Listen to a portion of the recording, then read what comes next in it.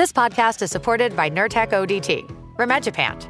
We know you didn't ask for an interruption, but migraine doesn't wait for the right moment to interrupt either. It just barges in, takes your time, and throws everything off. So when migraine takes your time, take Nurtec. It's for the acute treatment of migraine with or without aura in adults. Nurtec can provide pain relief in 2 hours, which can last up to 2 days. Ask your healthcare provider if Nurtec is right for you, because your time is for you, not migraine. Don't take if allergic to Nurtec ODT. Allergic reactions can occur even days after use. Get help right away for trouble breathing, rash, swelling of face, mouth, tongue, or throat. High blood pressure and Raynaud syndrome can occur. Get help for high blood pressure, numbness, coolness, pain, or color changes in fingers and toes. Common side effect is nausea. For full prescribing information, call 1-833-4-NURTEC or visit Nurtec.com. All right, back to your podcast, playlist, or whatever's keeping you going today.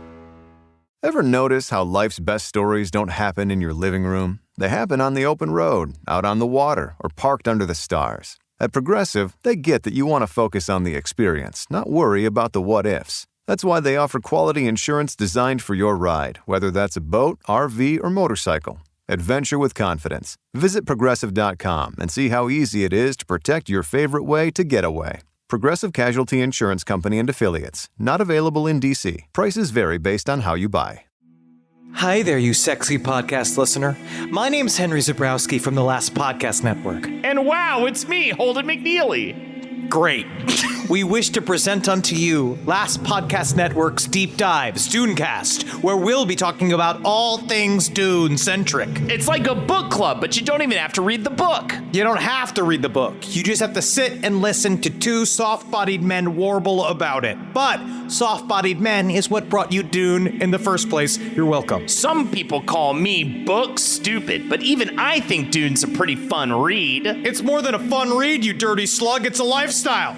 Dune's got space witches, sandworms, and a tiny boy king that can see the future. He's only 15 in the books. They're making a movie about it. He's not 15 in the movie. From Stilgar Sietch down to the card of the god Emperor Leto II himself, we will plumb and dig in the guts of Frank Herbert's masterpiece Dune and its far superior sequels. I'm finding some of the sequels difficult to read. Silence! Join I, Henry Zebrowski, and the useless appendage Holden McNeely as we ride the sandworm in Last Podcast Network's Deep Dives, Dunecast, a limited series from Last Podcast Network and Spotify. Listen to new episodes of LPN Deep Dives Dunecast only on Spotify starting March 15th. There's no place to escape to. This is the Last Podcast. On the left. Rise from your grave. That's when the cannibalism started. What was that?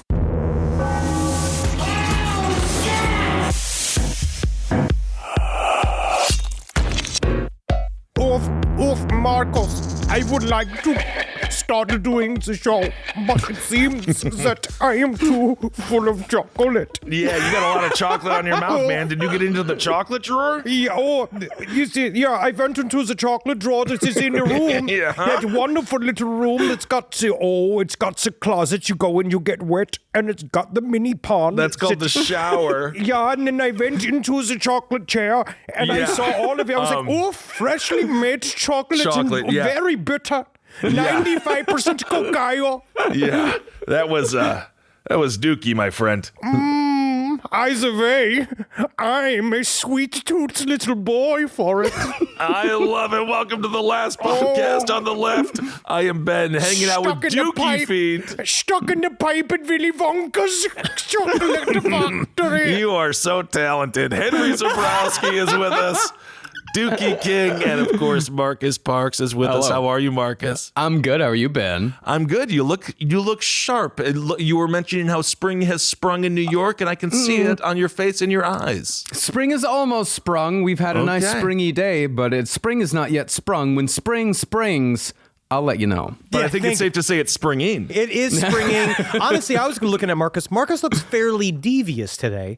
There's something, you have a mischievous look in your eye. You're looking a little bit like a man that employs orphans to pickpocket for him. But I think that it's good. I do feel like our subject has he's like coming from behind your eyes right now. Oh yeah. Well, I mean, our subject today is very villainous. Oh, this is really scary. So some of you might say, what's with the German perfect accent, Henry? Well, that's because today we're going back to my homeland and we're discussing a fella. I'm just going to say, because I am fully assimilated to America, we're talking about a dude named Jack Unterweger. All right, Cecil. We know that your father tried to erase your German heritage both by burning all of the documents and by teaching you improper pronunciation of German words. I can tell you're not really a descendant of Germans because you don't burn documents, you shred documents. And that's what we did in 2000 after my Opa died. So 7 hours of just hearing cats dying, but in reality, it's documents dying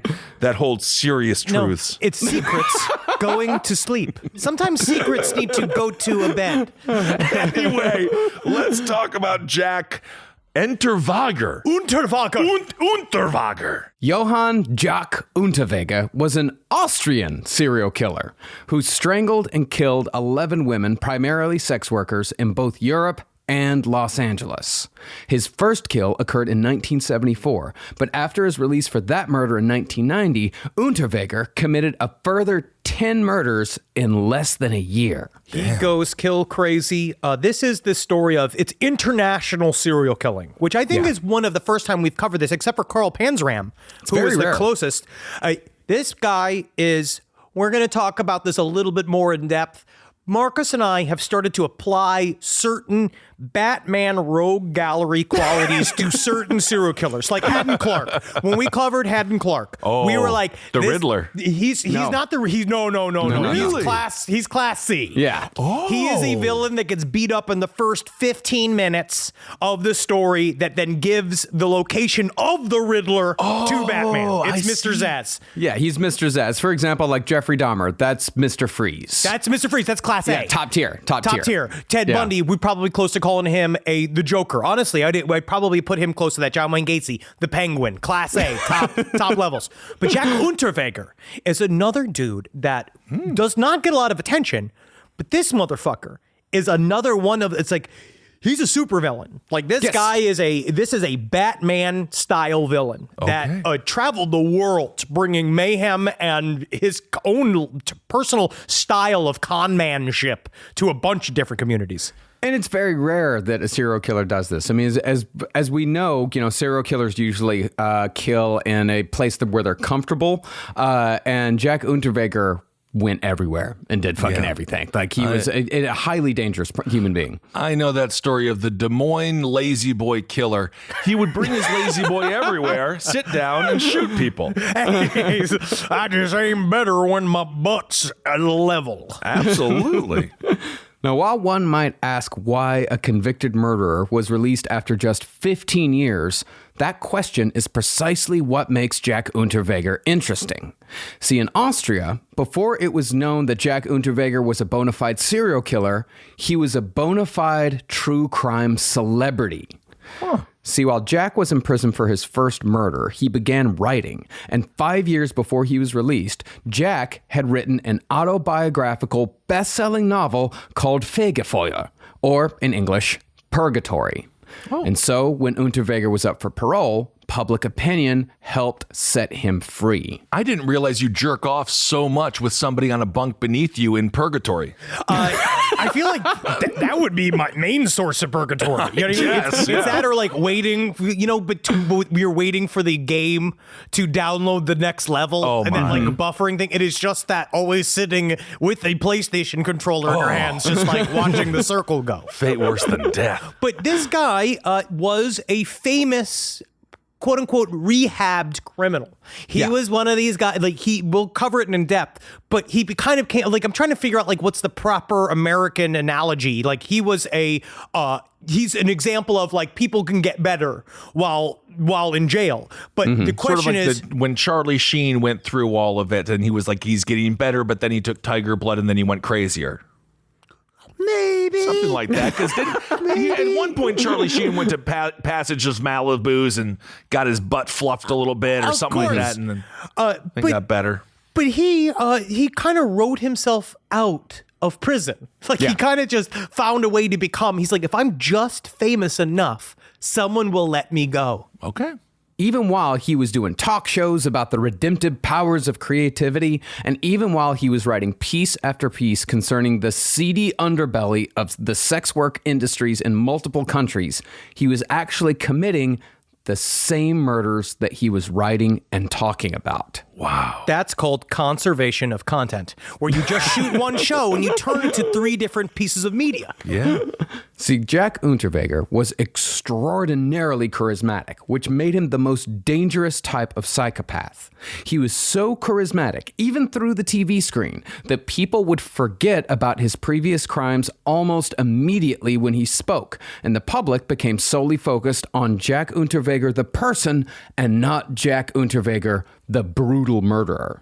That is unbelievable television talent. I don't know if this man needs to be in prison. I think this man needs a show. Well, yeah, it's like no one wants to talk about the serial murderers of Ina Garten, but when she did her time in jail, and she got through that loophole that said there's no way that she could have been there the night that whole busload of children went into the cavern because she was too busy making a roast chicken for Jeffrey. But we now know that all of those crimes were real, but I think that her cooking managed to make her a step above some petty criminal. Also, Mr. Ira Glass, why do you talk so low? Oh, is it because you're used to talking in closets as you watch people sleep before you slash their throats? Is that why, Mr. Glass? Yeah. Another factor as to why Unterweger flew under the radar is because Austria actually had very little experience with serial killers outside of what seems like an inordinate number of Black Widows and Angels of Death. They had a whole lot of those. Well, isn't that incredible how you have nothing if you refuse to acknowledge it? And both come from a weird sense of morality, right? Because Black Widows is a lot of times pragmatic killings or slash revenge killings,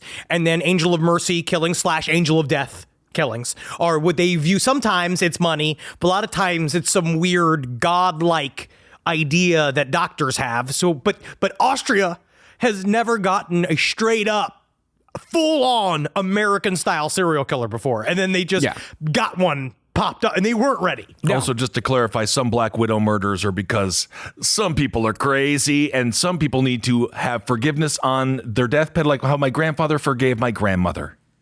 What, for selling them out to the Americans? No, my American grandfather forgave my grandmother for being so mean to him while he was dying. It was his last words. That's incredibly sweet. It's horrible. He lived a horrible life. It's very sad. I love my grandmother, though. She was very funny. Yeah. Yeah, like Austria, they had never had a sexual sadist serial killer of the kind that's usually confined to like America, Canada, and the United Kingdom. Now, concerning violent sexual crime committed by men against women they don't know, there might be a reason why Austria has comparatively very little.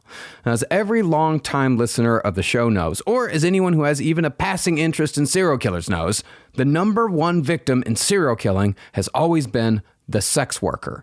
And Jack Unterweger killed sex workers almost exclusively. Only one of his victims wasn't a sex worker.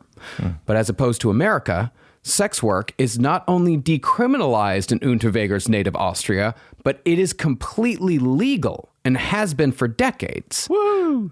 There, a sex worker has been able to legally sue a client for non-payment since 2012. No shit. They've been taxpayers since 1986. Why There you aren't go. we just taxing them? We should tax the boobies. I do want to see the when the IRS receives all of the money from the sex workers just dripping in bags of cum. I'm making a joke, but you can imagine all of the sticky dollars be like, "Oh, this is the good money." They already hide all of the Epstein money and all the other barrels and barrels of money that is sticky with cum from see. other crimes.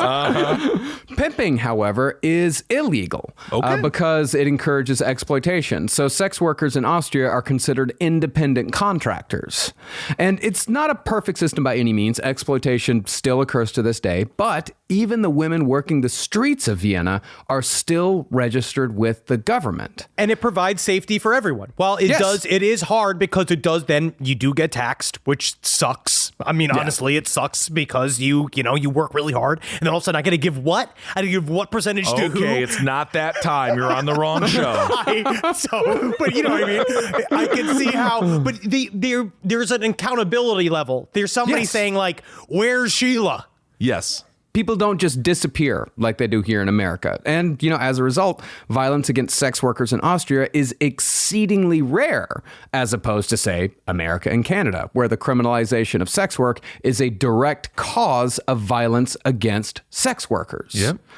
In other words, Jack Unterweger was an extreme outlier in his home country, and it was difficult for a lot of Austrians to admit that they'd been completely wrong about his rehabilitation once sex workers started dying violent deaths. Oh, because then they're like, "Oof, I'm sorry, you've got a little bit of Stunkelmeyer on my nose." Yeah, that's a What pretty big embarrassing. Stinkelmeyer right there, my friend. See, right here, you see how much? Oh, this is this pile of Stunkelmeyers right here sitting upon my mustache. Oh, I can't. Honestly, I cannot imagine an Austrian backtracking or ever apologizing. I just don't even know if they can as a people. It was after World War I they started. Yeah. After World War II, they had a bit to be contrite about. But Those even then, attrition. they kind of skated. Hey, man, they gave us Arnold Schwarzenegger. That's all we need. It's equal now. Everything's done. The crimes of the Holocaust have been fixed. Very good, Henry. But concerning murderers turned writers turned murderers like Jack Unterweger, something very similar to this case actually happened in the United States almost a decade prior in 1981 with convicted criminal Jack Abbott and author Norman Mailer. See, Norman Mailer had just written the true crime classic The Executioner's Song about the execution of murderer Gary Gilmore. He'd done it with Gilmore's cooperation, but Jack Abbott, after reading the book, wrote Mailer a letter saying that everything Gary Gilmore said was a load of hogwash. It's hogwash! And in prison, their favorite term is hogwash, because hogwash is when they all get together and clean the fattest dude on the block. Oh, I love being the fattest dude on the block. Hey, boys, if it's Monday, it's hogwash.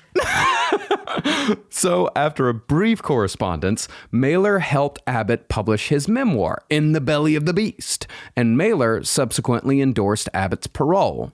As far as Abbott's previous crimes went, he'd been serving a sentence for forgery when he stabbed another inmate to death, and he had subsequently escaped and committed a bank robbery. Is it weird to say, in my mind, because, Jack Unterweger originally went to jail for a brutal sexual murder, which we're going to cover, but this one doesn't seem as bad. I feel like this is the type of crime that you could get rehabilitated for, because sometimes what I've heard from all of our prison shows, if you end up stabbing somebody in prison, a lot of it's just because you kind of like had to, or you'd get stabbed. Well, I've heard there's a lot of controversy and conflict in jail, although this man seems to be in prison for something just slightly worse than plagiarism. And then he stabs somebody, which is the problem. Well, that's the thing, is that prison officials maintained that Jack Abbott was a dangerous psychotic who should not be released under any circumstances. I take it back.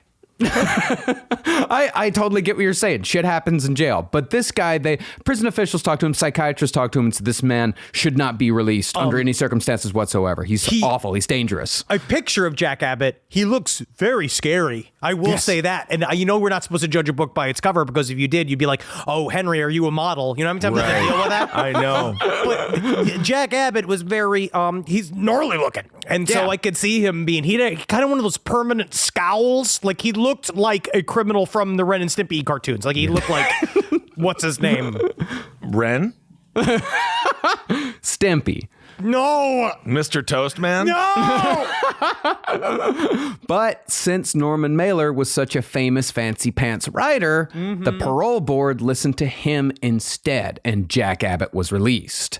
Within 6 weeks, Jack Abbott was back in prison on a murder charge. Wait, so Norman Mailer basically helped kill a person? Yeah. Well, okay, let me tell you the story, and then you can judge for yourself. Jack Abbott had been at a small cafe in Manhattan called Benny Bon with a couple of intellectuals from Mailer's scene. He was always like, you know what happens when you're in the middle of a beef in jail, right? And the guy's shitting, right? So that's how you fucking shank his ass, right? Because he's got his pants around his fucking ankles. Yes, and he's got shit coming out of his ass, right? So you go up and the main thing is you want to fucking stab him right above the shit bags, right? Because then his blood could dip down into the fucking shit bags, right? Yeah, I've been told by Norman that this is one of his more articulate friends. Yes, where Oh, very smart. Yes, indeed. Well, it was at this Manhattan cafe that Jack Abbott got into an argument with the waiter over their employees-only bathroom. It is an infuriating position, I understand. You see a bathroom right there, you got to pee. And It's he's like, it's very employees difficult. only. And the only thing that makes it an employees only bathroom is that sign. And so you know that It's a there's powerful no physical way. sign. Of course. It's an insurance thing because what it is that the bathroom was in this specific situation, the bathroom was on the other side of the kitchen and customers can't be in the kitchen because of insurance purposes. So the waiter was trying to explain this to him because Jack was like, why can't I go to the fucking bathroom? He's like, no, it's an insurance thing. I'm still fighting for the liberty of bathrooms everywhere. I get it. It's difficult to find. The hardest thing in the world to find in New York City, especially right now, is a fucking bathroom in Manhattan. It's impossible. These are great grapes, guys. One of the people that was speaking to this ex-con was Howard Schultz, actually, from Starbucks. And he said, I'm going to create bathrooms that will be surrounded by coffee shops. People will come in to take a shit, but I will force them to buy my crappy coffee. Save this for the road, Kissel. This is good.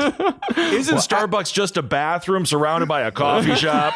Why don't any gas pumps work? I have so many different fun bits coming for you guys.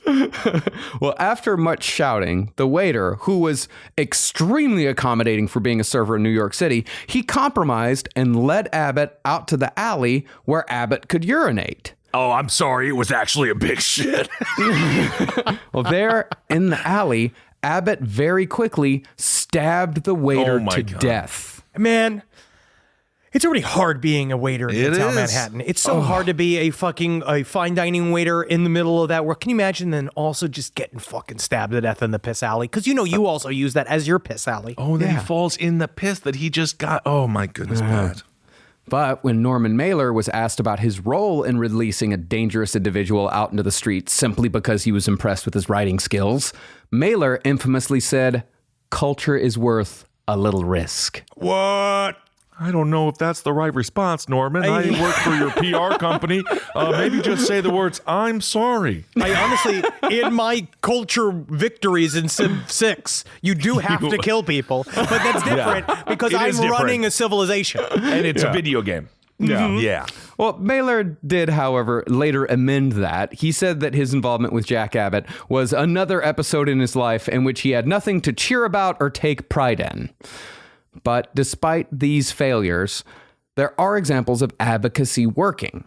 French philosopher Jean-Paul Sartre and Pablo Picasso went to bat for writer John Genet when he was faced with a life sentence following multiple arrests, and Genet never got in trouble with the law again. Well, he also went to jail for sodomy, not like a real crime. It was like one of those things where they jailed him for being gay. But if you read Our Lady of the Flowers, it is very interesting. It's a lot of poop.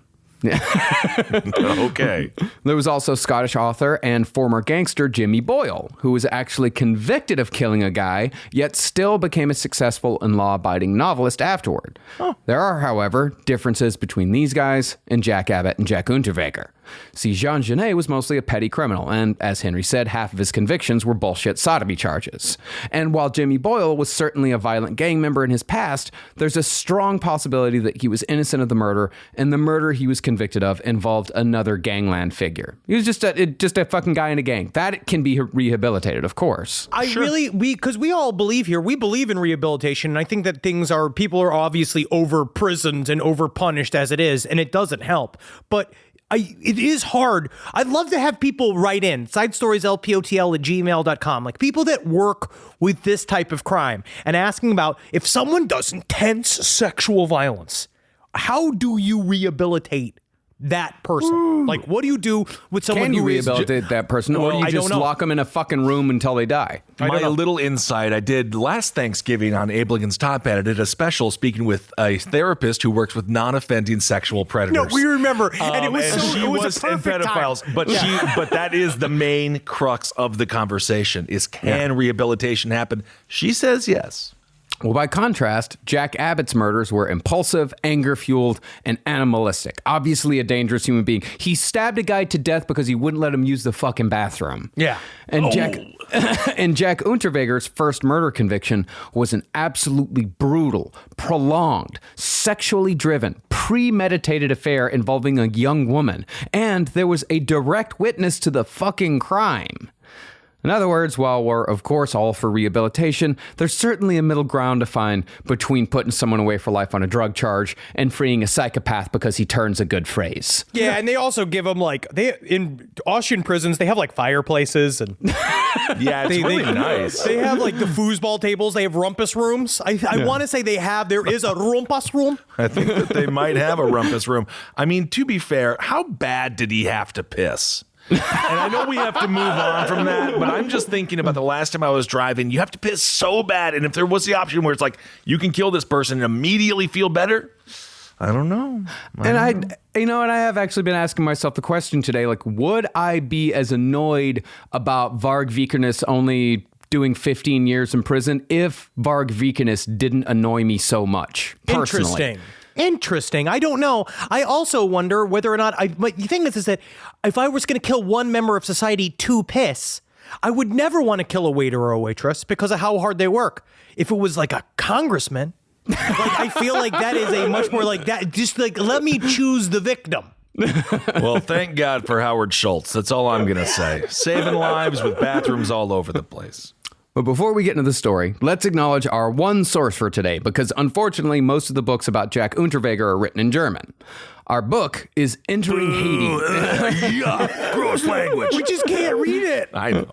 Our book is Entering Hades by John Leake, which it's a somewhat erratic and incomplete in its telling of the tale, but it still has plenty of good information. If anybody has a translated version of, I'm looking for this because I couldn't find it anywhere. I was looking for Jack Unterweger's Purgatory. I was looking for it. If you got it, please send it to me. SideStoriesLPOTL@gmail.com. Also, if it just slowly reverts back to Bigfoot erotica, we're going to know you're making it up.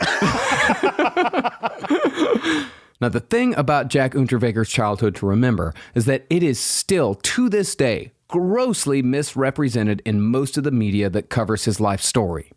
See, as we said in the Ted Bundy chapter in the last book on the left, available online and wherever fine books are sold. Nice fucking plug. Thank you. True crime journalism often depends on the most untrustworthy person in the room for the narrative. It depends on the killer itself. Now, there are reasons for this. Partly, it's because when it comes to serial murder, the only living witness is 99 times out of 100 the murderer themselves. Right. Even the fucking Ted Bundy book was called The Only Living Witness. The other part, however, is that everyone, especially a journalist, loves a good, clean narrative. A narrative that tracks, a narrative that makes sense to their mind, even if whether or not it is real or not. Sometimes you want to look at a story and you want to tell a specific story about somebody because that's how you make it make sense to you, and then you think that's how you make it sense to that's how it makes sense to the public. But guess what? Sometimes the truth, it's stranger than fiction. Whoa! And since serial killers are almost always psychopaths, they like to create a sympathetic backstory to help excuse their crimes and deflect blame away from themselves. Right. And that usually results in a pretty straightforward narrative that's irresistible to a lazy writer. Concerning Jack Unterweger, the picture he painted of his childhood in both his books and in interviews was barely true. According to him, his mother was a petty thief who abandoned him at a young age to an alcoholic, abusive grandfather in the early 50s. Because there's something also about an abusive Austrian grandfather. I know, because you can just see him showing up on his front door like the kid from the movie Up with the big lollipop, just being like, "Are you going to take care of me now?" And it's cute. And he just beats the fuck out of him, starts molesting him and all that fucking shit. No, it's Joseph Fritzl. Oh, yeah. I see. Never mind. I was Crooked thinking mustache. more like Bavaria, like fun pretzels and stuff. No, it's like a guy who spends all day whittling those, like, you know how in every Santa Claus movies, the original Santa Claus always like whittles like fishermen on a log, and you're supposed to be like, thanks, like when you get this thing. Yeah. But like, it's a guy who spends all this time whittling those little like old Santa Claus toys, and then just beating the fuck out of you with them. Oh, that's scary. Well, some accounts, including Jack's obituary in the Los Angeles Times, went even further and said that Jack Unterweger was the son of an Austrian streetwalker and an American soldier, and that he'd been raised among sex workers in a remote Austrian village. Ooh, like Richard Pryor. Yeah, and Jack and James Brown. Oh, no kidding. Yeah, a complete and total fallacy. And according to Jack's own biography, he grew up in an oppressive and cramped cottage in the Alpine countryside, surrounded by seedy, violent individuals that seem almost cliche. This is an excerpt from his book describing his childhood environment. My eyes burnt from the smoky air in the low little room. Women prattled, men played cards. I was the house und cart fool, a slave, educated to be a fraud's accomplice. I sat on my uncle's lap and betrayed his cards to Grandpa. I was the ace in his slab. His face were my teacher. Fists, not his face. His Fists. face. Fists. His fists were my teacher. And I was a good student. Where I accepted these fists as lessons. Oh gosh. Oh my. Oh yeah. Hey Jack, got some more chocolate for you. You just want to go into the kitchen near the wet. Very fresh. Just look at all of these different ribbons. Yep. Different styles, levels of cacao. That schnitzel shit. To be clear, he is Austrian, not French. No, he's Austrian. That's Austrian. That's Austrian. But I do like this idea that he was the weird boy accomplice into a hut filled with criminal people. Yeah. Yeah, of course. Well, he further claimed that the only kind person in his life was his Aunt Anna, who also happened to be a sex worker. And this, of course, introduces yet another cliche, the so-called hooker with the heart of gold. Most of them at least got a heart of bronze, though. I'll tell you what. Yeah, or at least a heart full of a lot of carcinogens. But with Aunt Anna, Unterweger included a twist. According to him, Aunt Anna was later murdered by a customer. And Jack often used that story to gain the trust of both cops and sex workers themselves. Oh, what an incredible storybook beginning. That's exactly what you think a serial killer would come from. Yeah. But when people began looking deeper into Unterweger's past after they finally accepted that he'd killed 11 women, they found that while his stories had nuggets of truth, like the best lies always do, most of his story was false. Now, Jack had been born into post-World War II Austria in 1950. This was back when the country was divided between American, British, French, and Soviet Union control. And his father probably was an American soldier who'd left his Fraulein in Europe when his tour of duty was up. That was back in the day when you could just leave a breadcrumb series of children throughout Europe and everybody called you a hero. Absolutely. But Jack's beloved Aunt Anna Unterweger, the quote-unquote only kind person in his life, she was not a sex worker, and in fact, was not even related to him. She was simply a murder victim who shared Jack's last name, and the name Anna Unterweger was lifted from a newspaper article to give Jack's life a little more color and a little more tragedy. Jack Unterweger, to me, is very similar because Ted Bundy also immediately kind of clouded over his childhood and he wrote all of these things. But his was the opposite, right? Where he was like, because Ted Bundy maintained his innocence forever and he wanted everything to be sunny and perfect because he was that type of narcissist that thrived and loved this idea of creating an invincible front that was this kind of perfect guy that everybody loved and everybody wanted a piece of. And you know, people couldn't get enough of Ted, right? And he wanted you to feel comfortable with him, even though he was this roiling, awful fucking super predator underneath.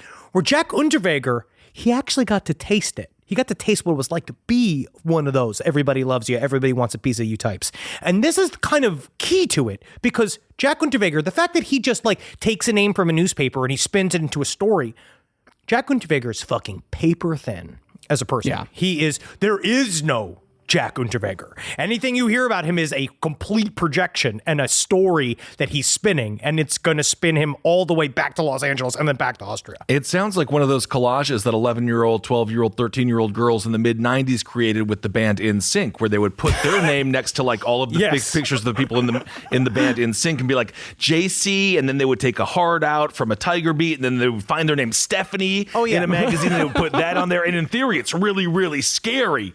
But that seems like what he did with his life. If you look at my childhood journals, it's just Mr. and Mrs. Winona Zabrowski. Mrs. Winona Zabrowski. Yeah, you wanted to be the brown beaver? Well, concerning the cruel, abusive, alcoholic grandfather, Jack's Aunt Charlotte had a much different story to tell about the man that the locals affectionately called Korbler. Oh. According to her, Jack Unterweger only lived with her and Korbler for 4 years, and Jack was in fact just a spoiled brat that they all called Hansi. Oh, you've gone to breakfast again, and soup wasn't hot enough for me. Oh, I'm going to go outside and play with my wooden hoop. I hate you, Cobbler. I hate you, Aunt Charlotte. So mad at this damn kid. Oh, my bow has come untied. What about my bonnet? How would I go to school without my school bonnet? Hold on a second. I'm about to make you some more chocolate to shut you up. Well, Korbler was just his nickname. His real name, he was a kindly old Austrian man named Ferdinand, who made money by weaving baskets out of hazelnut branches. Oh, quaint. That's why they called him Korbler, because Korbler means basket weaver. Oh, It does sound quaint. so cute. It sounds quaint until he gets a massive order because it's Easter Sunday and everyone wants the little basket for their Easter eggs, and his bloody hands are just desperately trying to make baskets after basket after basket. And then everybody- It also could be a nightmare job. He immediately organizes a line of people, and they all have patches on that are little baskets, and he's got a big sign that says, "Work shall set you free," behind him, and they're all weaving baskets, and he's like, "You do not call me Herr Kobler for nothing. I am the basket weaver." And if you pay people a living wage and they're there with their own compliance, then that's just being a CEO. Ferdinand actually treated Jack Unterweger like a little prince. He would spoil him constantly. He made him handmade toys to try and make the little fucker happy. I hate these, Uncle Cobbler. I hate the toads sitting on the log with the fishing rods. They are not real. That is all we got, kid. I hate the little tricycles. I cannot even get onto this made of bit of wood. No, I mean, there really was no electricity in the cottage, but nobody in their entire valley, which, by the way, the valley was adorably called Vimitz Valley. Nobody had electricity. This was the early 50s. Half of Europe hadn't been hooked up to electricity yet, and the other half had their shit knocked out by World War II. This is where white people like come out of the crags. This is like true. This is the delta of white people. Yeah, it really is. No, this is just a cottage in the Alps. Oh yeah, so when I think of the Delta blues, all the great music that was created in the American Delta, I feel the same way about Austria with their great cling clang songs. Dude, this is the polka delta. This is when you down there. This is where the polka waters run deep. All right. But when it came to Jack's backstory, he knew that being raised in an idyllic cottage by a basket weaver named Ferdinand, who made him handmade toys, that wasn't going to elicit a lot of sympathy from the general public. So, as far as the public was concerned, Jack Unterweger was raised in a den of sin by a drunken monster, and Jack therefore presented himself as a person who had no choice but to enter a life of crime. My parents didn't pay attention to me, which led me, I had no choice but to enter into a life of laughter. And yes, absolutely. I think your parents paid way too much attention to you. No. To be fair. One couldn't parent suckle. paid too much attention, the other parent didn't pay enough. You need the both. Oh my God, you are complaining. The amount of people who are just looking at their couldn't suckle. pictures of their dead parents I right couldn't now. suckle. And that will haunt me forever. And now I'll be suckling till the day I die to make up for it. That was your fault you couldn't suckle. It was. What are you? I'm sorry, Henry. You got to take responsibility. What are you? You got myself- you The told one me- job a baby has is to suckle, and you didn't do it. You mean to tell me I need to pull myself up by my suckling bootstraps and get me suckling? by your little baby booties. See, Jack Unterweger, despite his later self-created image of a suave intellectual on the talk show circuit, he started out as a violent criminal from the age of 16 when he got his first conviction for the sexual assault of a sex worker. Between 1966 and 1974, Unterweger was convicted 16 times for everything from the aforementioned sexual assault to theft to pimping. He later wrote in his book that he, quote, wielded his steel rod among the prostitutes of Hamburg, Munich, and Marseille, and that he conquered his enemies through an inner hatred. Which seems to me like a seed of the truth that he then threw in. Because the one thing that especially somebody like him, a true villain, he loves mixing the two. I think he really likes throwing a little bit of like something that's real so you can see that he's not fucking around and they actually can still kill you. But he wants you, mostly he wants you to get the message, but I'm harmless now, I'm harmless. But he's got this other side where he just wants you to also have this little tiny thought knowing that like, I also can kill again. Yeah. Yeah, it's the whole thing of admitting to the smaller crime so you can get away with the really fucking big crime. Yeah. And all in all, between the ages of 16 and 25, Jack Unterweger spent a total of 12 months as a free man and was constantly in and out of prison for a variety of crimes, both petty and serious. Then, in 1973, Jack Unterweger committed his first murder. Now, details are a little murky on this one because Jack was never convicted nor even charged for this murder. But he didn't wear his GoPro? Not yet. But it is highly likely that he was the culprit. According to a young woman who was a witness to the crime, Jack Unterweger, presumably while pimping, beat a sex worker named Maria Horvath in Salzburg, Austria, until she was unconscious. Now, the witness assumed that Jack had killed the girl after he punched her in the throat and she passed out.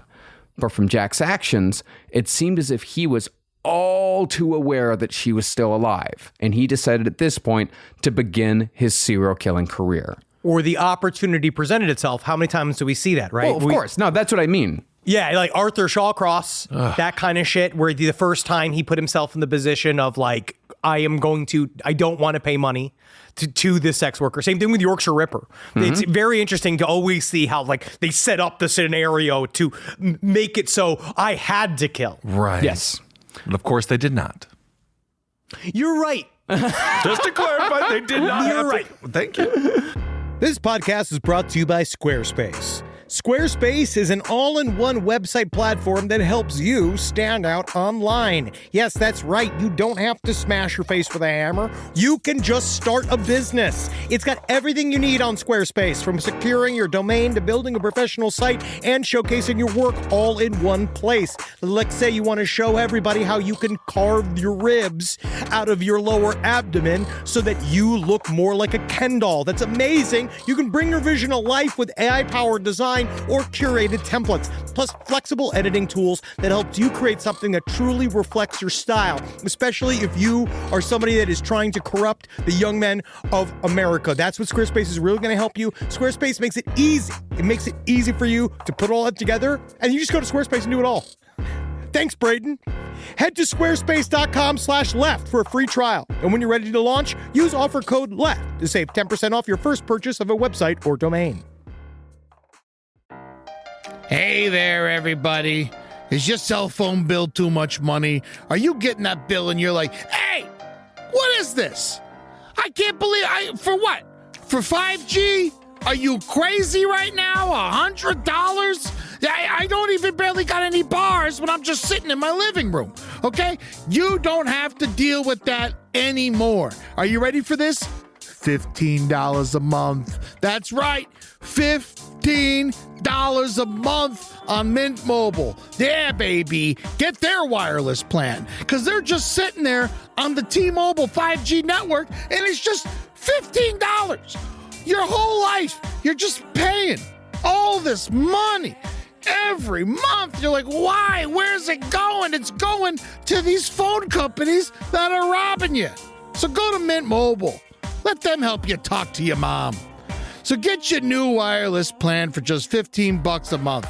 Go to mintmobile.com/LPOTL. That's mintmobile.com/LPOTL. Cut your wireless bill to $15 a month at mintmobile.com/LPOTL. That's it. There's no catch. Upfront payment of $45 for 3 months, $90 for 6 months, $180 for 12 months.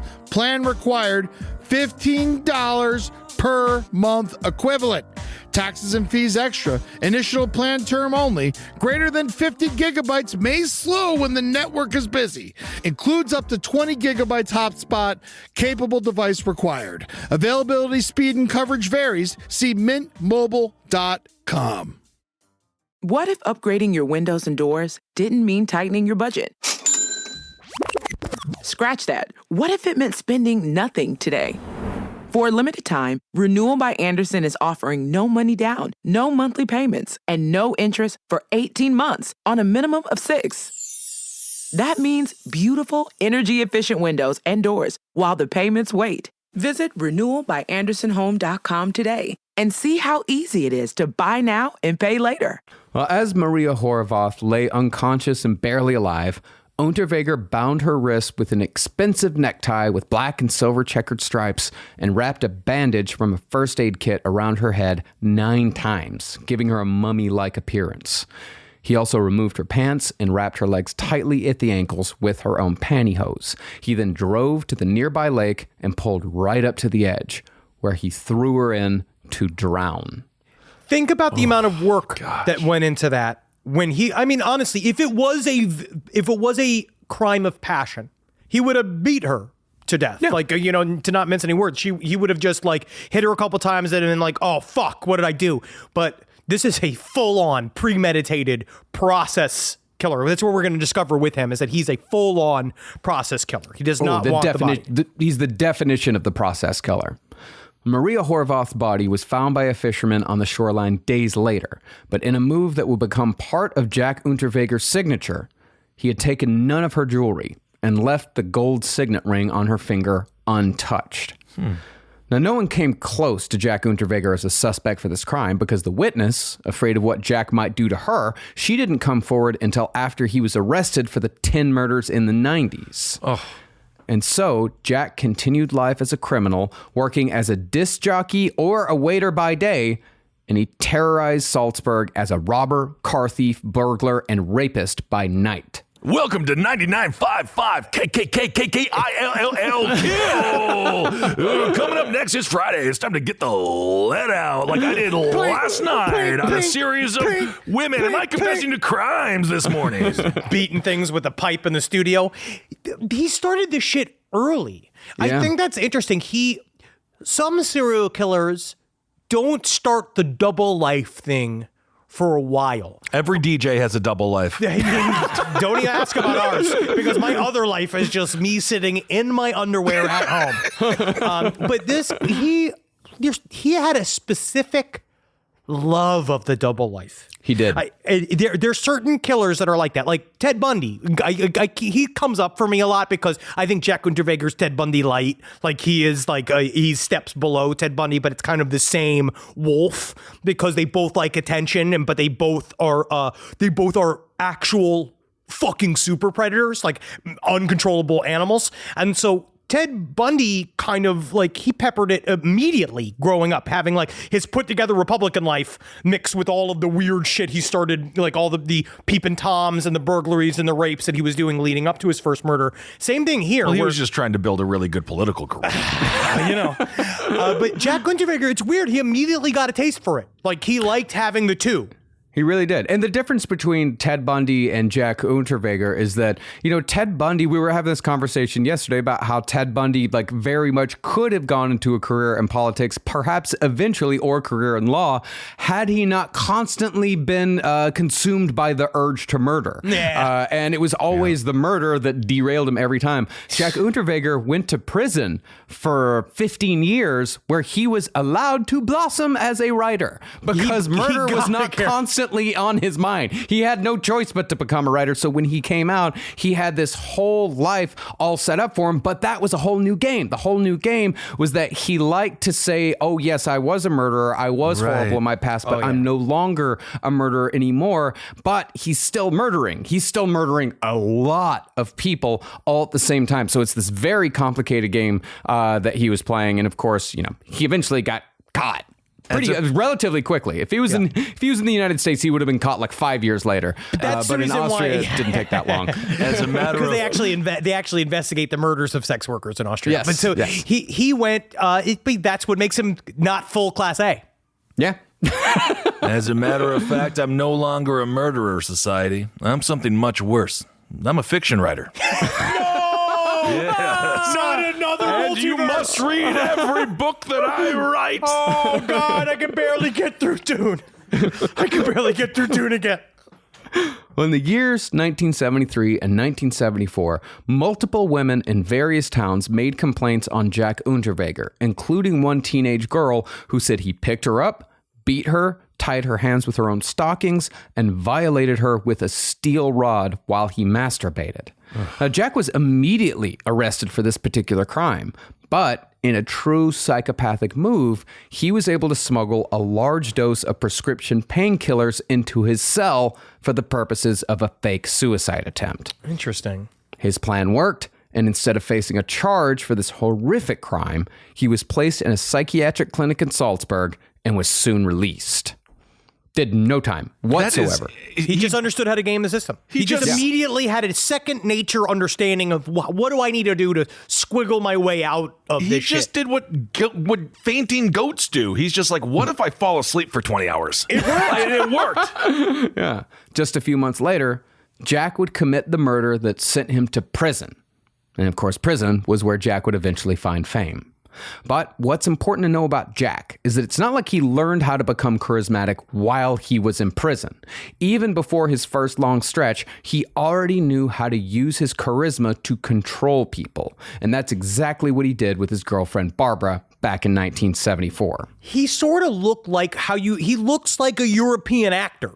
Like, he's got a big forehead. He's got those kind of piercing eyes. There's something, I mean, before he had... You're going to put a lot of your bias in, by the way, when you describe a European actor. Yeah, actually, looks like he's about to steal my job. And he was also 5'6". He was just 5'6". Yeah, he did have an actor's body. Big head, little body. He had one of those, but people fucking loved this guy. They just thought that he was the funnest guy. It's very strange because it really was...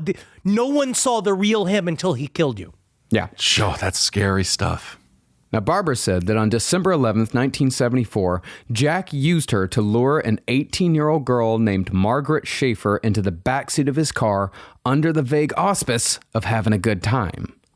Now, the account given by Barbara of this night in Entering Hades is a little vague when it comes to motivation for the murder, but it seems like at one point, Barbara let something slip about Jack's criminal activities to Margaret. See, at one point during the hangout, Jack pulled over the car and asked Barbara if there was anything else she wanted to tell Margaret. Ooh.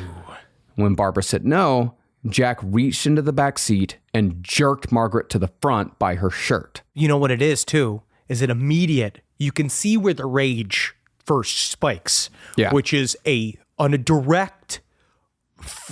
It's a direct attack. He views it as an attack on his persona.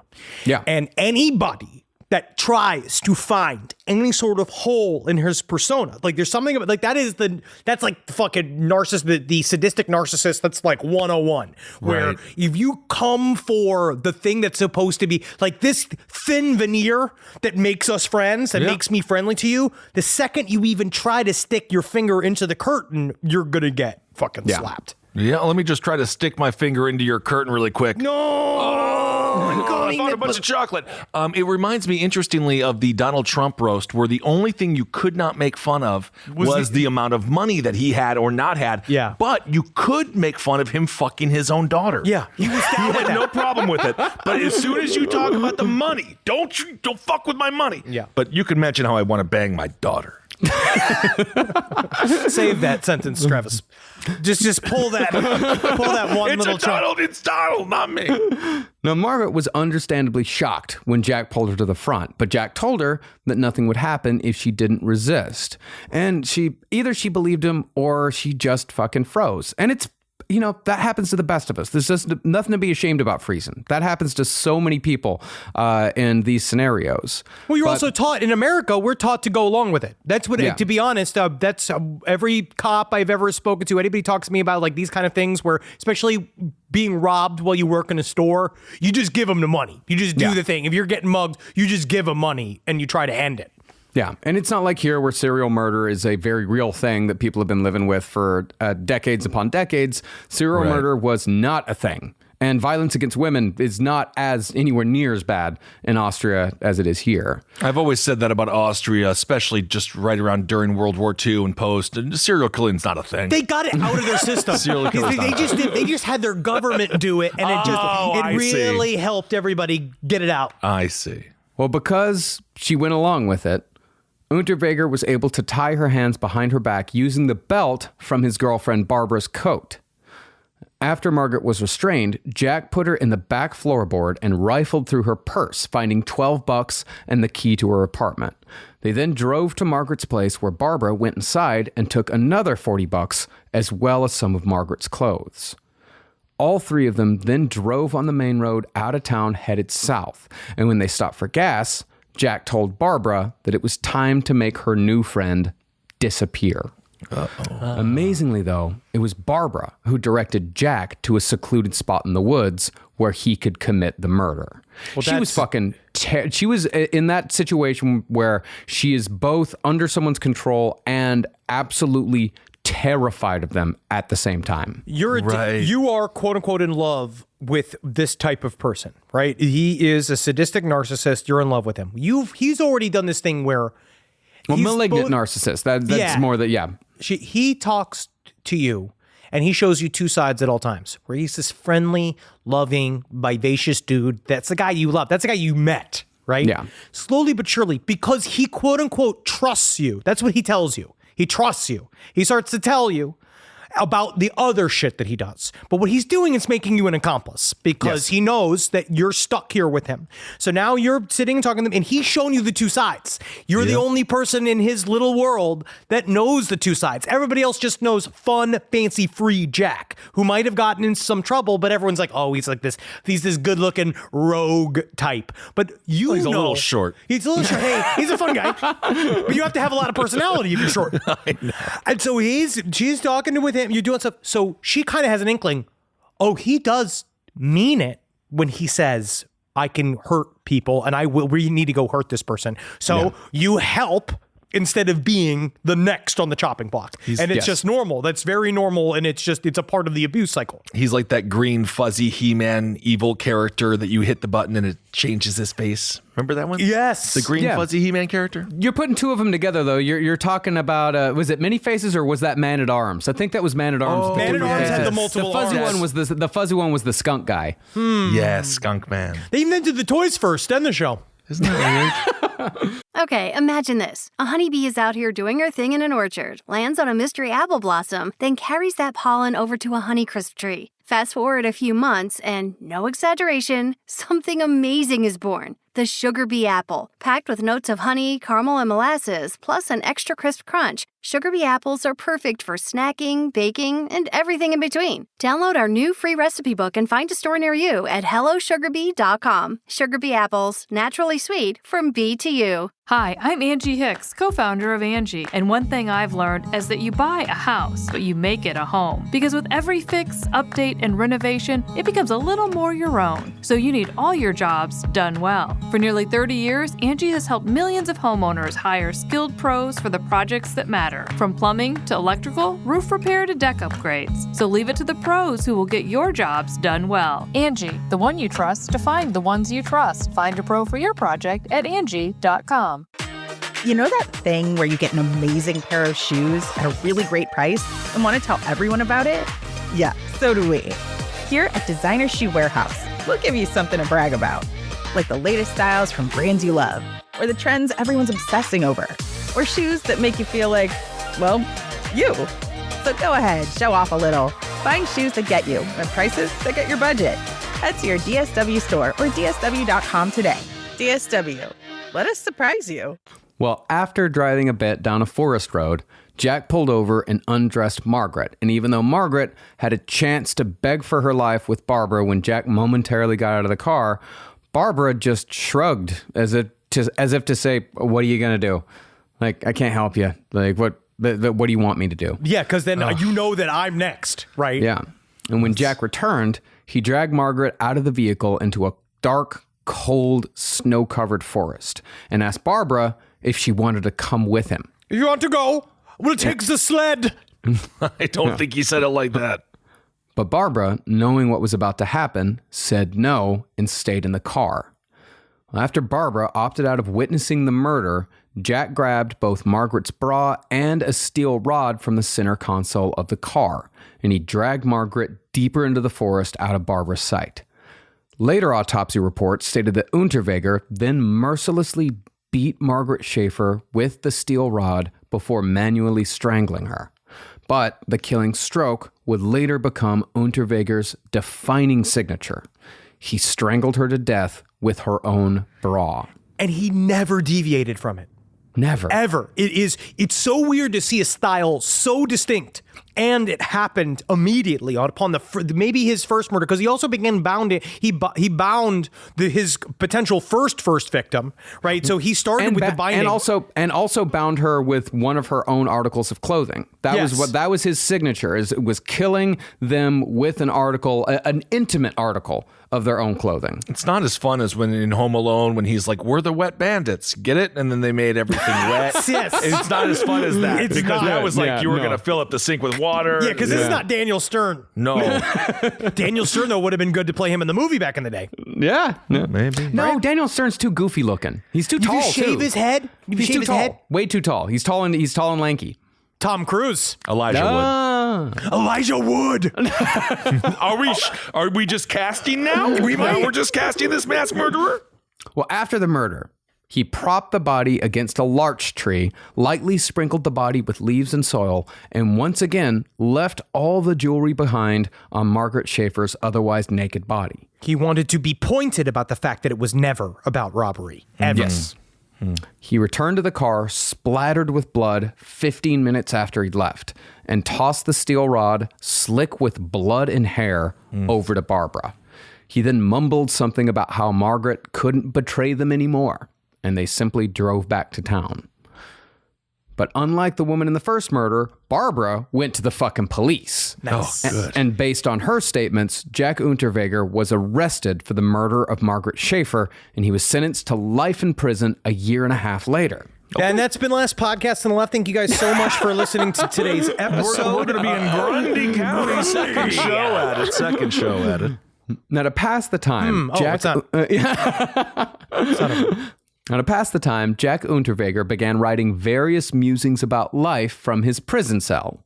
And after 3 years, he'd completed a correspondence course in literature and narrative writing. You could almost say, if this didn't turn out to be a massive, one of the longest, deepest cons that anybody would do, you'd say that he blossomed and that he found the thing. He found his thing that he was supposed to be good at in life. And what do we talk about with serial killers all the time? It's born out of extreme mediocrity, right? It's made out of people that are losers. They're not good at anything else. And then he finally found his thing. But the opposite was true, was that the thing came to him as he's like, oh, this is how I get back in. Right. And he's just like, all I have to do is become a famous author. And it's starting to make me think that maybe serial killing doesn't just come from mediocrity. That maybe it's something else entirely, because Jack Unterweger had everything he could ever wanted. He was we'll get to it, but by the time he got out of prison, he was a best-selling author, and he still murdered 10 women. It's just kind of like knowing that you have to get all the way to the presidency so that all of your crimes can be fully covered. We'll see what happens. Marcus, by the way, New York Times bestseller. How many people have you killed? I would say since the book. How many people have you killed since the book? Since the book. That's a different answer. Since the book. Since the ego boost of the book. Remember the big ego boost we got last year? The big ego boost, that thing that I was dependent on for so many years of work. All the shows and the signings and the tour bus we were supposed to have and all that stuff. All that stuff, returning to Lubbock in a bus with my own face on it so I could lean out the window and just flip off everybody and say, fuck you, I was right, fuck you, I was right.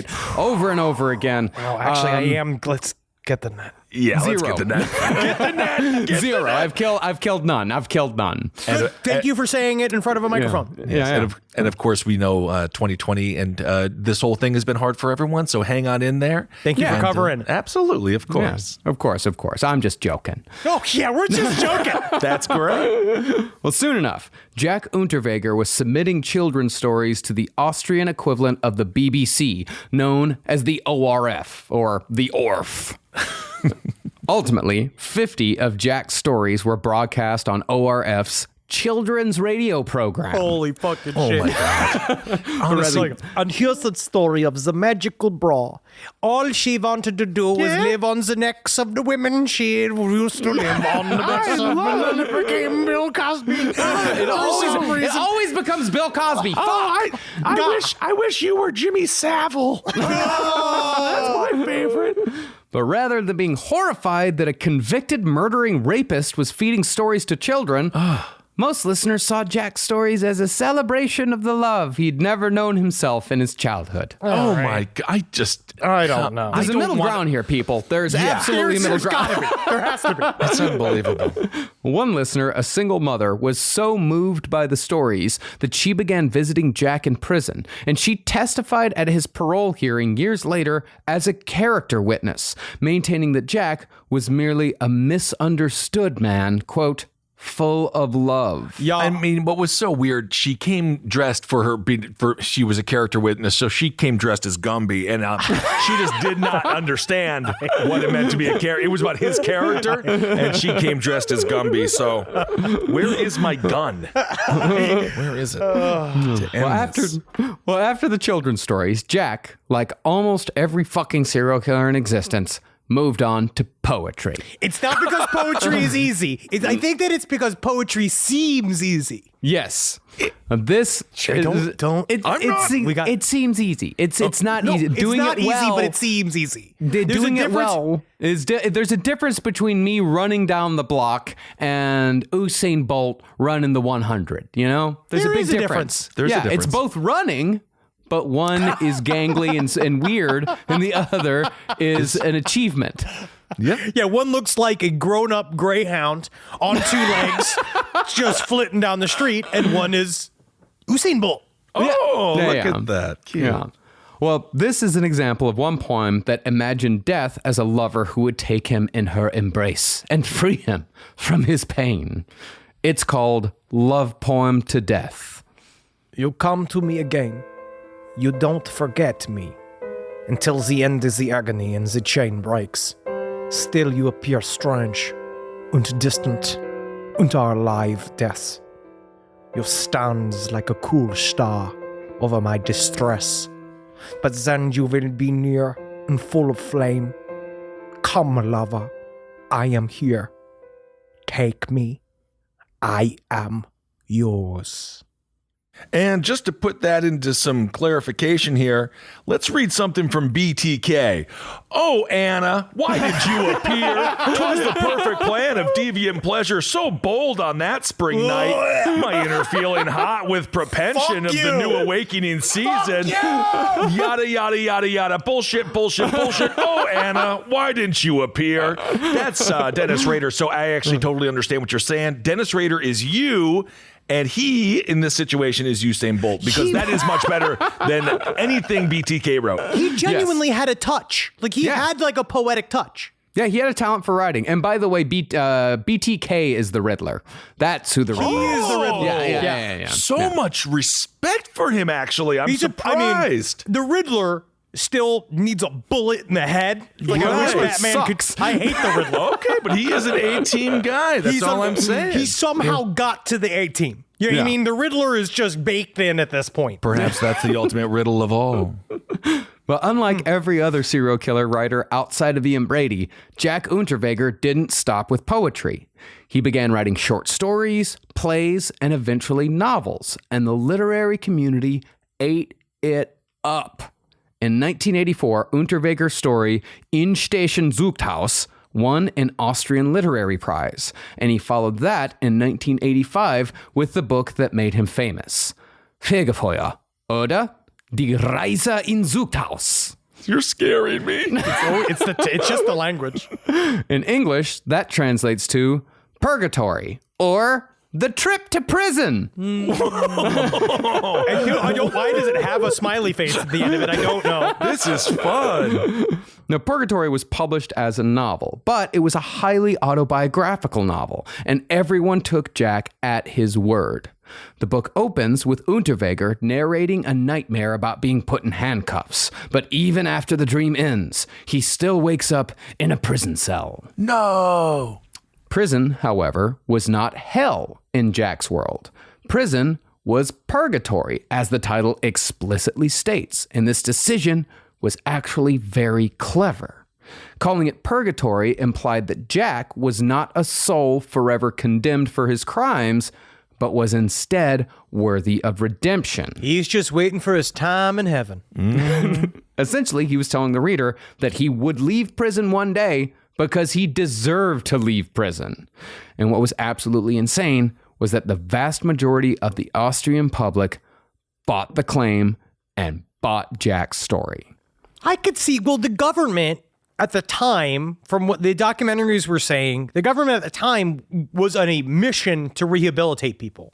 Yes. So he became the perfect poster boy for it because he was good at his job. He was good at being a writer. So they're like, you can't be talented and a vicious murderer. No they don't believe that. They don't think that can happen. And it's interesting because so he kind of saw it, he scanned it in his mind and kind of put himself directly in the spotlight. Interesting. Yeah. And after the book became a bestseller, Austria's intellectual elite started a public campaign to release Jack Unterweger from prison. They wrote letters to the Austrian president requesting a pardon for Jack, because obviously someone with this much talent couldn't possibly be a danger to society. Yeah, Hitler sucked at painting. Yeah, that's very true. However, the president refused, not because of the horrific nature of his many crimes, but because Jack had only at this point served 10 years. He was only in jail for 10 years already. Wow. See, in Austria, any prisoner, including those convicted of murder, go up for parole after 15 years, even if they have a life sentence. They undergo a psychiatric evaluation, and if they are deemed to no longer be a threat to society, then they can be released. Now, murderers in Austria rarely get out right at 15 years, but most still don't serve more than 20.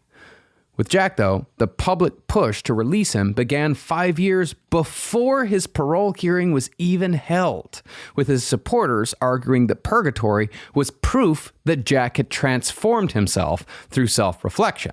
But what I think this is proof of is that even in a country where sex work is legal, most people still think of sex workers as less dead. Because I highly doubt people would be so forgiving had Jack Unterweger killed a fucking pretty teenage girl from a wealthy family. Yeah, if it was John Benet Ramsey, he would not have gotten back out. No, they wouldn't have found him at all. No.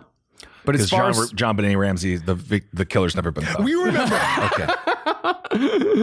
But as far as supporters Fat Cat went, Society, that's who did it. I want to find out where those guys are. Yeah. But as far as supporters went, one of Jack's biggest was radio talk show host Peter Humer. He called purgatory, quote, a real cry. And he said that Unterweger represented the hope that a person can somehow come to grips with their problems through verbalization. I wish they could. I want them to. They can. Some people can. Many people can. Most people can. Dangerous psychopathic sexual sadists cannot. They can't just talk.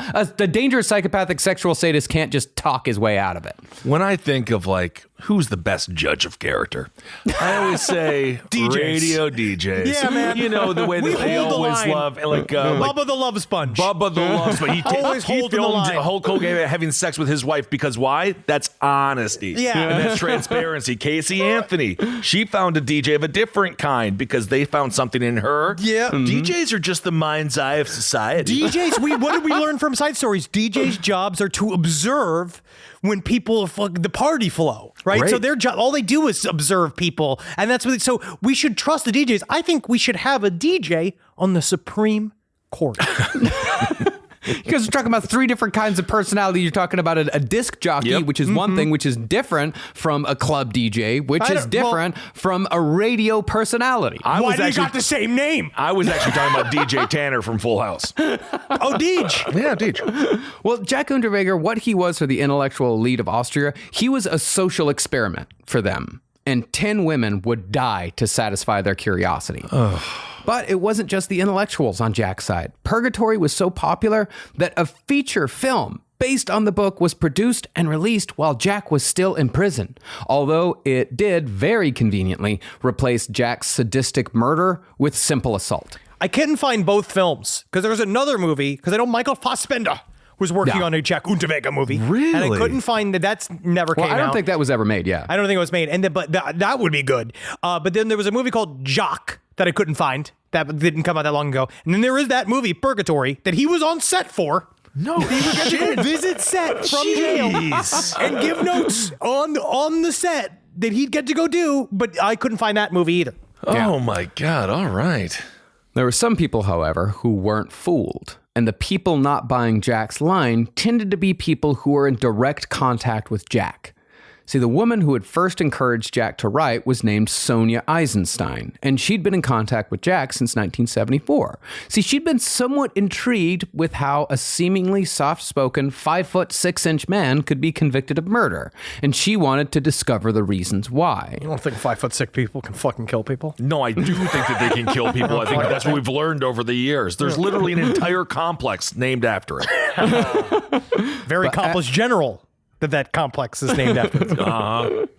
But as she got to know Jack better, she noticed that he had an almost supernatural ability to win advocates to his side, and he was able to gain privileges and influence in prison with ease. There was something about Jack that made just the fucking hairs on her neck stand on end. See, what I have the ability to do is walk on all fours with my ass so high up in the air that they just start giving me food and candy, and it is fantastic. I love it when the sticky horse is in jail. Do you remember Sticky Horse? Yes, that's my sticky horse. That's your sticky horse. That's you. I know. But you know what I would say? Can I drop a little bit of Satanism in here? But it's not going to apply to everybody. But there is when you read The Satanic Witch by Anton LaVey, it is aged poorly. But he talks about, it's a way of what he called personal enchantment. So what he does is this personality clock, right? Which is this idea that there are three aspects to the human personality. It's what you look at when you see them, right? And then their inner demonic personality, which is the exact opposite of what they look like. And then their inner personality. So to break it down, I'm an endomorphic quote unquote party animal, like it's on a clock, right? Let's say I'm at a 3 o'clock on the clock, right? I'm an endomorphic party animal who's like a fun, ruddy dude when you see and you look at me. But on the opposite side of the clock is someone that is a cold or a analytical, someone that is more subdued in their emotions. And the real you is the third you, which is exactly as you appear, right? You actually are a fun-loving person on the inside. But the way to get people to gain their trust is that you show an opposite sliver of your personality to someone, and it feels like they trust that. It feels like there is a trust bond, like a secret has been shared. Like, oh, I'm this crazy guy, but really, I love Townes Van Zandt. Like that kind of shit where you say a thing where he naturally did that, where Jack Unterweger put on this one personality, but then would switch this. But I grew up in a prostitute's hut. Like, and it brings people in immediately. Well, those are the barbs on the hook. Yes. Yeah. Well, concerning Sonia Eisenstein, when she actually researched the details of the murder that had put Jack behind bars, she was fucking horrified. Yeah. And she cut off all contact. But years later, when Jack was released from prison and became a celebrity, Sonia actually tried sounding the alarm.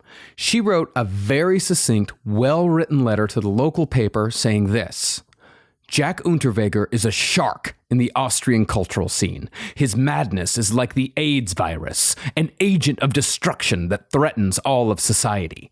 No one is safe from him. Ooh. Jeez, that's scary. That's a harsh 1-star review on iTunes. But have you read his poetry? I mean, that's what people did. That's what they said in response. Yeah, dude, since public opinion was on Jack's side, the editor didn't publish the letter. And his popular support continued well into his trial for 10 murders across 3 countries. Now, concerning how Jack got released for the savage murder of Margaret Schaefer, it really didn't take that much effort once it got time for the parole hearing. Many politicians and church leaders were all for Jack's release, and the local governor actually said this: "We will never find a prisoner so well prepared for freedom." Well, you will find him once again after he kills 10 people. No. I've never found someone. He just wants it, you know. Most people, they think they want freedom, but they don't. He does. He wants it. It wasn't anybody else. Okay. And so, on April 27th, 1990, a court-appointed psychiatrist gave Jack a favorable prognosis. And less than a month later, Jack Unterweger was back on the streets of Vienna as a best-selling author and celebrity. To me, Oh my God. This is the true power of psychopathy, whatever he'd have. He went deep undercover into his own personality for 15 years. This was always the plan. He knew that he was working his way towards getting out. When he saw it, you could imagine the inner not for 15 glee. years. I would say he figured it out about 5 years in. Sure, but I mean, when he entered into the character of Jack Unterweger, once he figured that author, out, he didn't let it go to anybody. This is there's something about it, like that idea of the double life and holding up this fucking, because now the inner life, whatever the fuck it is, that's this fucking animal that's inside of you, is very hungry.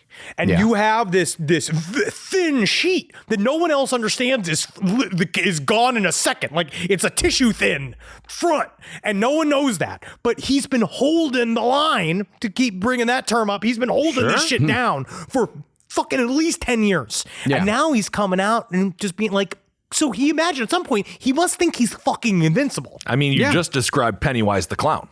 Yeah. Like, he's just like, I didn't eat kids for 50 years. No one gives me credit for not eating kids. And I come back and I eat kids every 50 years, and now I'm a bad guy. Well, within weeks, if not days after his release from prison, Jack Unterweger was pontificating on the redemptive power of writing on Austrian talk shows and drawing applause for the contrition he showed for strangling a woman in the forest with her own bra. To commemorate his first week out of prison, Unterweger bought an expensive Mercedes that had a vanity plate reading W. Jack 1. Wow. Oh my God. And now it's another level of douchebag. Yeah. Now it's just like, now we're getting to like nacho fries where they put the liquid cheese on top. Oh yeah, dude. And he dressed in the finest clothing bad taste could buy. According to accounts, Jack Unterweger, fashion-wise, was stuck in the disco era. This is 1990, and he's strutting around town in snow white silk suits with red roses on the lapels. He looked like a fucking mid-70s pimp. Big sunglasses. Great. Oh yeah, he fucking a lot of jewelry, a lot of like the fancy cars, hanging out with models. He jumped straight into like rock star lifestyle. Like, he was like ready to go, which I can honestly imagine. 15 years of prison, even a fucking like European prison, it's got to suck. But now you're coming out of this thing, and he just was like, boom, I'm a fucking superstar. I would say it doesn't seem like prison was that bad for him, because he always had that extension to the outside world. But I do have to say, this is the point of the show where I will defend portions of this person's character. I kind of like the disco look. It's fun. It is fun. What's wrong with fun? It's a big lapel. I love the big jackets. I like that. There's nothing wrong with a good disco look. The disco look comes back every 10 years. It does. Mm-hmm. And, you know, for some people, the power of celebrity trumps all. And Jack had no problem seducing woman after woman after woman. But some did get a little scared off when they got Jack home and found that his body was covered in these fucking diabolical prison tattoos. He loved it, but also... Again, one of those like serial killer true crime nerd things that I love is the accidental psychological positioning of exteriors and interiors. Like, you know, we talk about Ed Gein's house, that kind of thing. But like on his body, like he covered it up completely when he was dressed outside, like those big suits, fancy suits, all that kind of shit. And there was something about how you didn't see the prison tattoos until it was like essentially like too late. You're already nude with the guy. Plenty of women ran and said, I gotta go. I'm certain. I'm certain. But he, you know, he's the TV man. What does this The man on the TV gets a lot. You don't understand just how easily the human animal is hypnotized by images that are in the media. Like the TV man buys you trust. Like seeing him all the time, seeing his face, seeing people you like talk to his face, and then you think that guy must be cool because how could he be on all the TV shows I like if he wasn't a fixed person? I mean, that's what I think about Dennis Franz from NYPD Blue. What are you talking about? He normalized our bodies. I know what he did for your people. He allowed us to be sex objects. You just imagine looking at John's body, just being like, "Ooh, what's that tattoo?" And he's like, "That's when we played Sticky Horsey. That's me dressed as the Sticky Horsey. That's Bruno behind me. He's gonna be Sticky." Now, of course, people started digging into the murder Jack had committed more out of curiosity than anything else. But Jack, like any good psychopath, he already had an excuse locked and loaded. He'd had 15 years to think about it.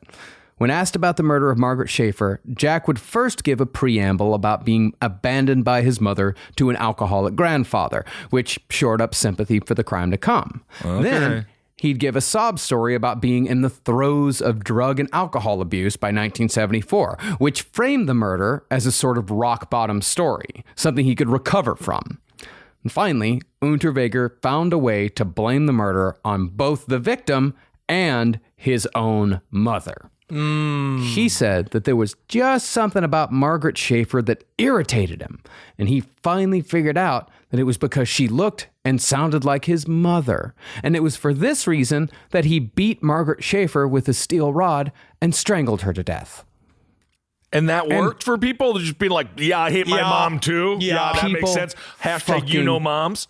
Bought it every time. Then as a kicker, God. once when a reporter named Margit Haas heard this story and unflinchingly asked how Jack felt about his mother now, he said this. I'm on pretty good terms with her. Yeah, she lives in Munich and I visit her from time to time. It's great. But you just said that the person that you killed reminded you of your mother and you hated your mother. And I hated her then. But now you like her? We watched The Office. You oh my God, when he spilled the chili. Yeah. Have you seen that scene when he spills the chili? I did see that scene, Oh, sir. my mother and I laugh and laugh and laugh and laugh and laugh and we just hang out all the time. We went shopping the other day. Yeah, what do you think when you see Pam? I'm a Maxinista with my mother. It's so much fun. We were like, oh, we're just having fun. Okay.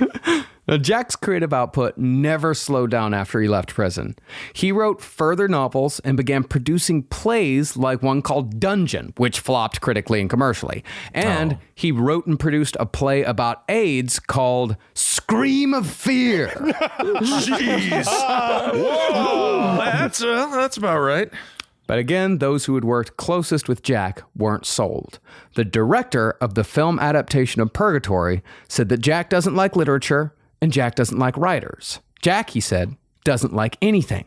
Jack only likes Jack. And this coming from a director of a movie. They are the meanest people on earth.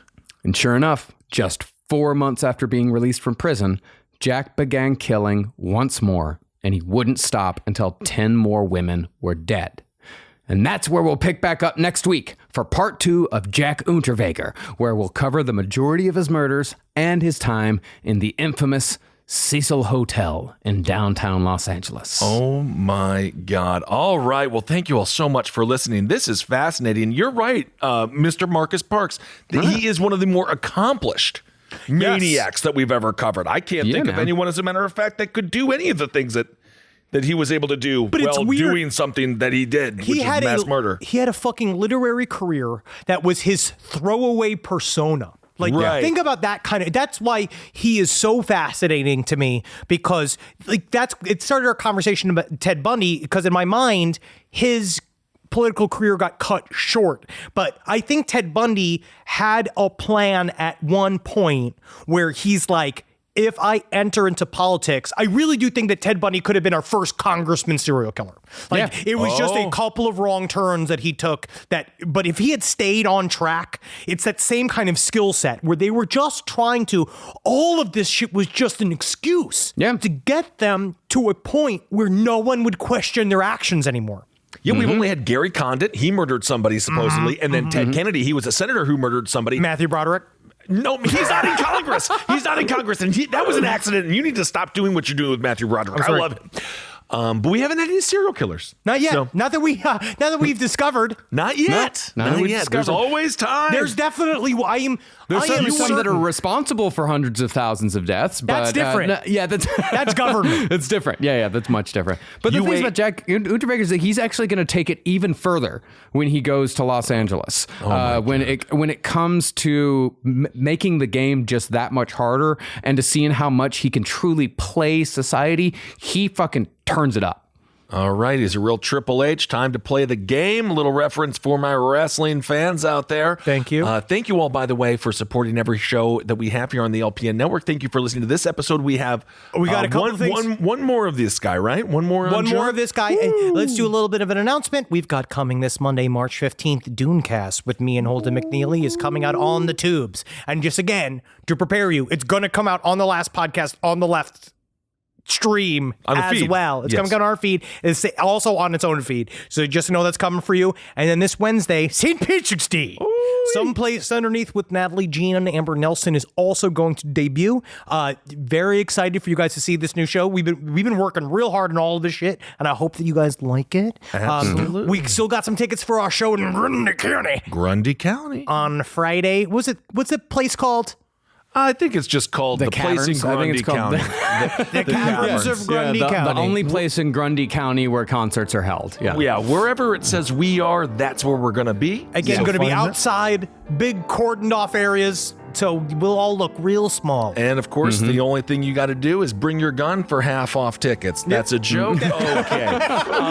And don't forget the season 1.1 of No Dogs in Space is premiering on March 25th. It's season 1.1. It's not necessarily a bridge into the entire next season, but it is, it's a band that we really love, and it's really cool. It's going to be fun. We already recorded episode 1, so we're ahead of schedule. All right. That's fucking sweet. Toad the Wet Sprocket it is. What a story you have to tell. Can't wait for Alice in Chains. Honestly, well, that'll be right after our Better Than Ezra series, our 5-part series on Better Than Ezra. What about Ezra? Exactly. David Letterman. But what about Ezra? And I want to personally shout out to Edward Larson from Brighter Side. I had a chance to interview Bobby Lashley, a WWE champion, because Eddie's friend is friends with him. So thank you, Mr. Larson, for hooking that up. And if you haven't listened to that episode, check that out on Kind of Fun and Top Hat and all the other shows. You know what to do. Anything else, boys? Nothing. Nothing at all. Nothing. A goddamn thing. Not a fucking thing. All right, everyone. Thank you all so much for listening. Hail yourselves! Hail Satan! Again. Magustalations. Don't trust writers. Don't trust a writer except if it's Marcus. Yeah, we're fine. Most of us. Hail Geen. Hail Geen, Marcus. I said it already. Okay. Isn't it enough? Haven't we done enough? I don't know. Okay, fine. What did I say? I've said it 430 something fucking times. I'll say it again. It's like 500. Well, how many times I've said it though? Huh. He's getting writer's rage. This show is made possible by listeners like you. Thanks to our ad sponsors, you can support our shows by supporting them. For more shows like the one you just listened to, go to lastpodcastnetwork.com.